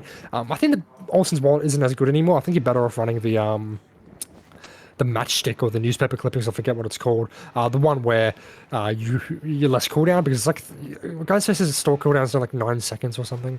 But like we can see that this guy knows what he's doing on Ghostface because he's walking around, he's building stalk, he's playing it slow, and we see Philly here, it's 99 on Fizz, but unfortunately we do pop that mark immediately, which means we've got to try and commit to it. And we dare say we might be seeing gamers coming in for hit takes, but we can't afford to miscom any potential marks, because Leggy, if he tries to take a hit, is just going to get marked down. But we see Mayonnaise coming in for a hit take for Fizz here, trying to do it, but Mayonnaise also did stalked her, so she's not that stalked. But Fizz just needs to go for a bit of a run up, and we saw her playing early on the Ghostface, and she was having a field day, but she's just going to be a bit of a fakey swing, and that'll be a down onto Fizz. But we see gens popping, we see them go, we're not seeing popping, but we're about to see a Paynos, but we see the gens rolling, a bit of a monkey swing from Ghosty, kind of working out in his favor, but we see the Paynos coming through on one of the generators as he stalks away and tries to find any other survivors, preferably Leggy because he is high stalk, but he knows he needs to play aggressive here, he can't afford to play super passive here, so he's just going to be stalking around and trying to find any high stalk survivors. If Leggy is able to, he should be able to try and bait an M1 tag, so that way he doesn't get 99 tagged, right? Because ideally, if you're 99 on Ghostface, something that you can do is when a down happens and the Ghostface picks up, you can force a hit tank to reset your stalk and then just go get healed on the other side of the map. Worth noting as well that, he got marked and downed. He wasn't aware of his stalk meter, and that's going to be very unfortunate for CatJam. I was about to say, worth noting as well, no sloppy butcher from Mr. Ghosty was up. He is very confident in his marking ability, as we have seen. My boy knows how to mark a gamer, as he does have Call of Brime Eruption, Pain Res, but he's in a situation where he has a hook in the middle of a 3 gens, but he needs to 4K2 here. And if this is the type of start you need, but we see a full reset coming through onto Fizz here. Other two survivors aren't very marked, and we haven't used a ton of resources. So while it's been a bit of a rocky rocky start here for the CatJam survivors is very, very doable, but they just need to keep their wits about and not go into a panic too much, as Ghosty doesn't really have any tunnel out opportunities available to him because Fizz, again, isn't fully marked. But CatJam just need to be more aware of the Ghostface position and just be aware that, you know, when you're getting stalked and the lean stalk especially, you're going to get marked in like 3 seconds with Philly active, right? So you just got to be very, very aware of that. But we see them just splitting out on gens, and we see Storms is nearby, just looking for, hey, oh, fuck me, a last minute pull there. On the side of Leggy, but we do see the pull coming through onto Leggy while Ghosty is a little bit further away, and this is going to allow Leggy to rotate away from these generators and hopefully get to a much more manageable spot. And ideally, Storms does play with him here to try and get a hit take and then rotate away, but we see a snap out happening from Storms like onto Ghosty was up, and then it's going to be down to just a standard and one play, but I think there should be a tag as, oh dear, just getting that tag right before the power throw does happen and the stun coming through there, but I don't think Ghosty was going to be able to cut off Storms like unless she's paying attention, but unfortunately, we're just in an awkward area with no resources. We're going to be getting down right in front of that pain res. This is a bit of a problem for CatJam, I think, like, Jams. Yeah, look, it's definitely not ideal, 100%. You're right on that. They are splitting the 2 furthest gens away. I would imagine Leggy's probably on a gen somewhere or getting reset down bottom. Like, he's probably on the furthest one, right? They're stealthing off the pallet. Yeah, so he's come down to double the furthest gen away. So they'll reset. May is stealthing. It's good play. It's good macro play coming in for the survivors. The issue they have themselves is, though, when inevitably they do go to a 3v1, if this 4-gen that Ghosty has still remains, it kind of gets a bit problematic because, like you said, Smoke, that side of the map up on the top right, like that one area is just nothing. There's not a lot to work with. You have, it's just an awkward part of the map, as you said, and yeah, you don't want to be getting caught out of position there. So ideally, you know, we can smack this gen out here, ideally the one that May has been working, and then you can have a bit more breathing room and have that you know, luxury of not having to just, you know, sit around the main build, like the main parts for, you know, years and years and years. But I still, this monk, I still think the bro, our killer here, Ghost to us. He's still doing a really solid job. He obviously understands the killer very well. That's obvious. We see Fizz here giving a bit of an early tag. Bit coordinated though, as you can see. So Smart, yeah, that, you know, tag for a pull, very, very lovely. And yeah, now we have to get out the hood. We need someone to get her out the hood, and we do. We see Leggy coming out from behind the bleachers, and we don't pre-drop that Sir Smunk. Okay, we do. We went back to pre-drop, but I would have cried. We're not pre-dropping, we're leaving it up for later, but it looks like Ghosty can't, he knows he can't afford to leave this area, and a bit of a save from Storms allowing you to get to that other side of the map is exactly what you want to see if you're on the side of CatJam, but we can't have Fizz. This is probably Mayonnaise here playing a bit active in the generators here because Ghosty can't really afford to leave this area. So now we're down to a bit of a war of attrition where you got to play defensively on your generators. You can't afford to let this one pop, and we're just hitting in the corner there. Fizz is kind of just off of Nani. I don't know what she's doing, but we see the reset happening onto Leggy and Storms, and thankfully there's no oh, hello kitties. Thankfully there's no sloppy in play, so the resets are going to come in with a pretty decent time, but yeah, Ghosty can just afford to play super passively here, camp out the generators a little bit, and then just play the war of attrition where you go, yeah, eventually, you know, this does win in CatJam's favour, provided they don't make any mistakes. But yeah, definitely going to be seeing the game slow down a good bit here. Yeah, I mean, we need to find somebody. Like now, the reset on Fizz will come through somewhere in the next 10 seconds, I can guarantee that. It'll be interesting to see where we go from here on the side of Ghosty, because, you know, you've got 4 healthy survivors that can attack, or, you know, 4 different gens or 5 different gens, and, you know, the spread is not too bad overall, like, for them. I know it's pretty tight up top, but when you look at it, bro, like, these 3 gens are sort of close, but then the 2 further ones, like, they're a bit further away. Like, he's got to walk to this gen, like this 12th gen. Like, it's not like we can't sit this gen. And it isn't active as well. This is the smart thing we want to be seeing. And actually, I've lied to everybody. No, I haven't. No, yeah, the one side of the map is dead, but if you saw how Fizz was pre-running there, or was that might have been Mayo pre-running to the 2 side of the map. Strong as fuck tile. Not strong as fuck tile, but it's a pre-droppable tile, you know, and max distance can always be played. I just don't see how they can really lose from here, Bulla, to be honest. No, they're just going to play it right, the war of attrition here. You've only got so many kicks you can kick a gen, and eventually you'll run out. And he's, as you said, you got to walk back and forth. They just keep pressuring both these generators, and they're laughing. They're just going to play it so slow. And this is the tough part about Ghost Test Riders, just having patience to sort of slow down these generators. And if you're Ghost, you can't really afford to kick gens when they look like this because you will eventually run out, but he's kicking it anyway, and I think this is a mistake, because he's going to combine them in the ice later in the game, when you really got to kick that gen on his high prog, but you can't, because the gen kick comes through, and unfortunately, you're in a situation where you just got to play around that gen kick mechanic, and just play a bit of ping-pong of floating back and forth between your generators, because of how they're sort of working here, but as you said, this is just sort of a game that CatJam eventually win.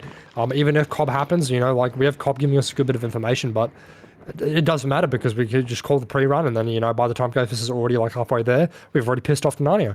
And as you can see, Maya's just over by a resource. We see Storm's working a completely different generator that I don't think Ghost is even concerned about in the slightest, but we see some intel here coming in from our caller Brian, and he's just going to rotate back over to it. And he's not even checking the gen Storms is working, so eventually we'll pop one of these two generators, and then the one Storms is working pops as well, and we're at our win con, and then CatJam can just kind of, play aggressive with the generators to the best of their ability, but yeah, definitely slowing it down a bit, but Maya being caught out just a little bit. She's decently stalked here. This could be the leg up that Ghosty was up needs to try and keep himself in the game, because she's very close to being marked, but getting snapped out there's a bit bad, but he's just got to rotate away. Oh god, hello Fizz, what are we doing? As he just goes back to kick the generator, and he did have Olsen's Wall, so he could have kicked that part there, zone Maya towards the active generator, and then popped the stalk on her, but he's opted to instead just to hang around here, and if he hangs around here for too long, that other gen all the way across the map that he hasn't checked on in a minute is going to pop, and I think by the time he gets back there, it's going to be like 75%, but we do see a missed skill check happening there. That's probably someone getting off the gen. Oh, he's done a clever trick there. He's faked going back, and he's going to go rotate back and probably catch Maya out if the comms aren't sharp, and we see some lingering scratches, but no one being caught out there. That fake maybe just a bit too early, and it was very, very, very, very quick. But yeah, just a bit of a slow game here from CatJam. Yeah, necessary, of course. They're just going for as maximum efficiency as possible. Great reveal there from Leggy, actually. Doesn't make the God filler, just gonna greed that and keep it up. It's kind of good for him in the long run because he can still sit this gen injured as long as he keeps wary, keeps looking around. But honestly, yeah, not necessarily to play slow, it's fine. I don't think you need to really play aggressive in an instance like this. They want to just play for the best result. It's respectable. They're not playing for the win con. A lot of things that you can see, teams do, they'll just play for the win con, and then the rest of the game won't really matter to them. I can respect a team that plays their game out in full no matter what. I think a lot of teams do that, but obviously, when you've won, your decision making becomes a bit more sloppy, a bit less careless, a bit more careless, I should say. Obviously, they haven't won, of course, first one. We know this, but yeah, I mean, as soon as they pop one more gen, it will be the win. They've got good gen progress all around. I think they're kind of settling in their minds that maybe they're going to pop this last gen and get this show on the road, essentially. Because yeah, this has been some long Ghostface sets, baby. Oh my lord, Jesus. Yeah, the Ghostface sets historically, people do dread them because they drag a good bit because you got to play it slow. You got to play it real slow. We're not really seeing much gameplay variation because while they might be fun to play, oh dear, we do get the tag onto Maya, but that resets her stalk meter, so I think there was a bit of a mistake as she's rotated to try and work this main gen, and it's got decent prog on it too. So now we have multiple generators that are high progress, and he's just got to commit eventually. You can't just play the gen kick game, but you just can't afford to just sit here and watch your gens. You eventually got to get active, right, and get it down, get your pain roses. You can't just play the game gen kick simulator. You can't do this infinitely. You eventually do lose. So you got to get active, and this might be the jump he needs because he might just catch someone off guard. But no, there's no one on the gen that's successfully pre-ran, and he's just applying his eruptions back on his gens. And look at all these yellow gens. My god, they're all yellow. Yeah, I mean, he's waiting for a prime opportunity, like you said. The problem with that is, though, eventually you wait too long, it's not there anymore. May already not be there anymore with the amount of gen pressure they have. You have 8 kicks for a reason. Fair enough. Gen kick simulator, yeah, all his gens are being worked right this second. It's at 4k3, so if he loses one, it's not even like he loses yet. They have to pop 2 more, right? Because yeah, popping 1 more gen will only mean that it's 4k2. So he can still win from that point. It's tough, Sursmok. It's really tough. They're playing well on the side of Oh dear. I feel really bad on the side of Ghosty because they're playing really well. Like it's kind of like this would be so unbearable for him. Oh, and smash hit.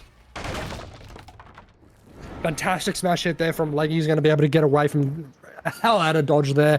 That's got to be unfortunate if you Ghosty. That's kind of the tag you need, right? Because then all your gens get eruption all at the same time, which would have been a beautiful sight to see, but no, nothing finding purchase there as we do get the smash in. Leggy's off to the races, off in the wind, and we're back to being gen kicking Andy, which is such a shame, James.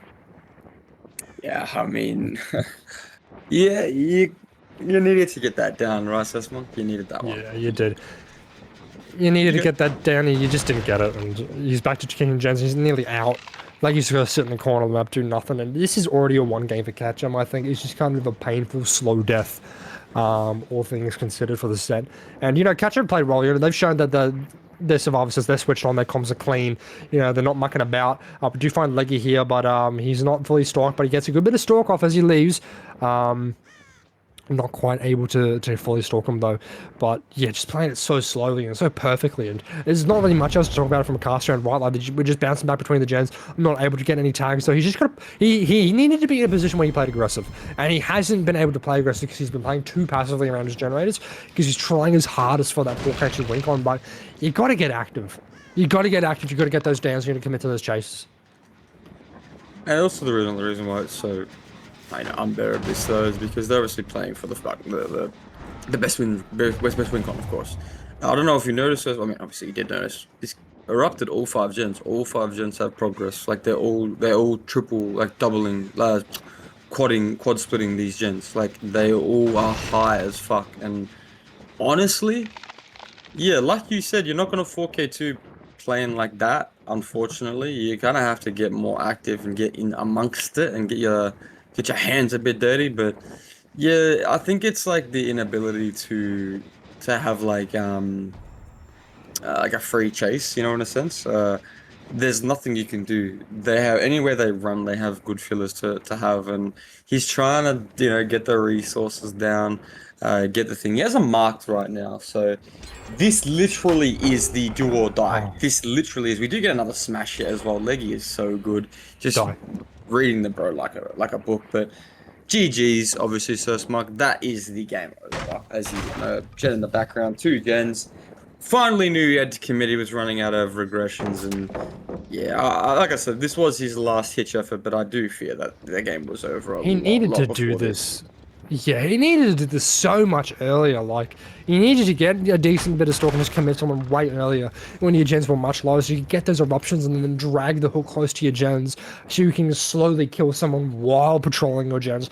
But he just never got the opportunity to do so. But a bit of a monkey swing there onto Leggy will see purchase, and he does finally get, oh, pal, say, fuck me, don't do it, Tom. Jesus Christ. All right, CatJam are on the money today. Their survivor comms are on fire, and they're just going for the best result possible as Leggy's able to run all the way down here. I think they still have a lot of resources down this side of the map too. He has multiple pallets here, and he's injured, but the slash end's about to pop, and we should be seeing stages out the door here. He's just got to pre-throw this, but oh, a bit of a short swing there. Unfortunately, we don't have our smash hit up just yet. It's still on cooldown, but if we walk at the edge map pallet here for long enough, we should be able to get a stun on the excise pallet. But will we greet it? No, we get the stun there onto Ghostface, but now we're at the checky pallet, right? We can't die here provided our ping is solid, and we just got to be patient with it. We don't want to be too silly, but we're getting silly. Oh, we bugger up the checkies, but we see someone nearby for a beamer save. We're crawling out into the open. May is here with the cracker save. Does she get it? Oh, it's a bit early, I think. She blinds herself and not the ghost face. A good effort from her, but we were a bit too early on that one, I think, and not really close enough to ghost face field of view. But I think we're just got to be getting the hell out of dodge. But no, CatJam, they might want to get Leggy out the door. So we might even see a pull onto Leggy and then a save out the door. But we're just coming into Mercy, sorry, not Mercy, Maya here, as we see. Now, this is all the survivors at the door. They're trying to go back in, but it does look like we're just going to be taking the 3 out here. And not a terrible result from Ghosty. Like, all things, as you said, you know, like, average result for Ghosty should be like 6 stages. They're trying to kill each other. You're very well played from CatJam. You know, it's a pretty respectable result, all things considered. What we get, we got like